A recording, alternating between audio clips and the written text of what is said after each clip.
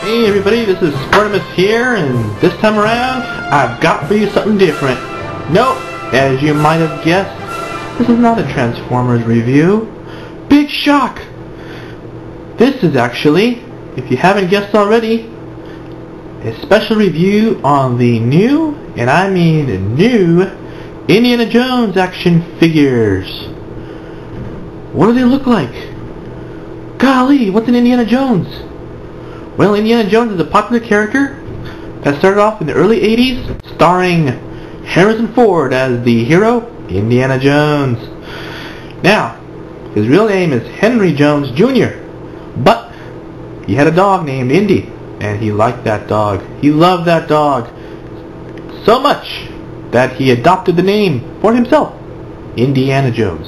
Anyway, blah blah blah, yakety schmackety, on to the main event. The movie's coming out May 22nd, and there are a whole new line of action figures because of it. Indiana Jones and the Kingdom of the Crystal Skulls.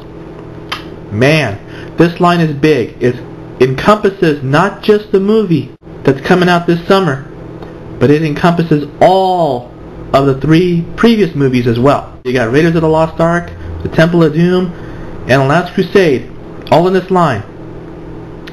So, on to the main event. What's under the hat? Why, it's Indy himself. And I gotta tell you, this figure rocks my socks. I know, I couldn't think of anything better to say, but you know what? It does. So, I bought the deluxe version. And let's move Indy on the side to the side here.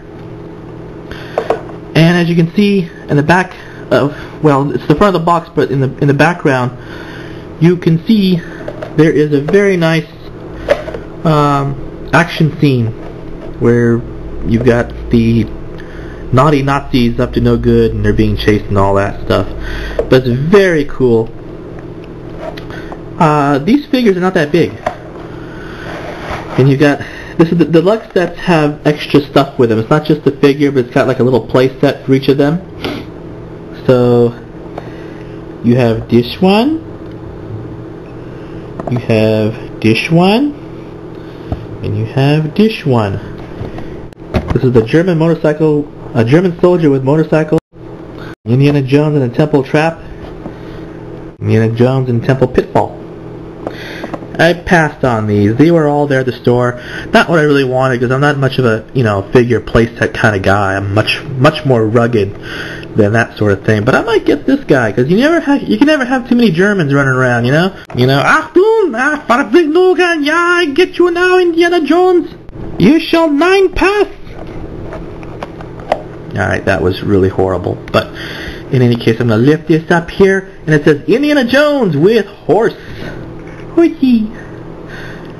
Why are they giving him a name? That horse is probably dead by now, because they filmed this way back in the early 80s. Here's Horse, and I think it's a severe injustice to just call him Horse, so I'm going to name him Penelope. And Penelope here is rather pretty. And here's Indiana Jones. Now, on to the figure review. Let's start with Indy. So, excuse me there, Swift Wind. This guy, I cannot stress enough how awesome this figure is. It may not be as good looking on camera as it probably should, but I'm telling you right now, the detail of him is fantastic. You have to see this in person. There's Harrison Ford's face there. They even included, let's use Darth Vader's lightsaber as a pointer. They even included the rugged look where he didn't quite shave this morning. So in real life, you can really see that really well. The hat is nicely detailed, very well sculpted. His jacket, if you have any of the Star Wars Phantom Menace or the Attack of the Clones, or the Episode 3 one, Revenge of the Sith action figures where the Jedi have the cloaks, this is the same kind of rubbery plastic that they used for Indiana Jones' jacket. And he has his satchel here, his bag. He has his whip, which I left attached, and it has a little clear rubber band right there. But I figured it looks so good, just leave it. Just leave it. So I did.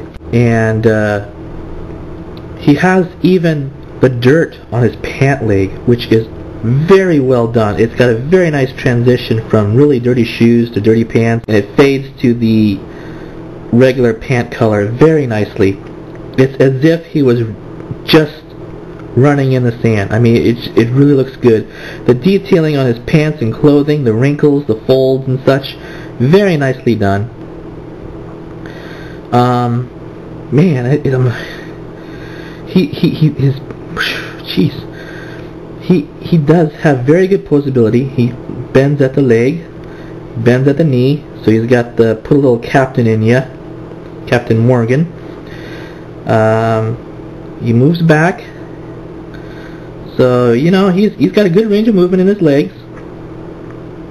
Stands very easily without any effort. His arms move up, they rotate all the way around,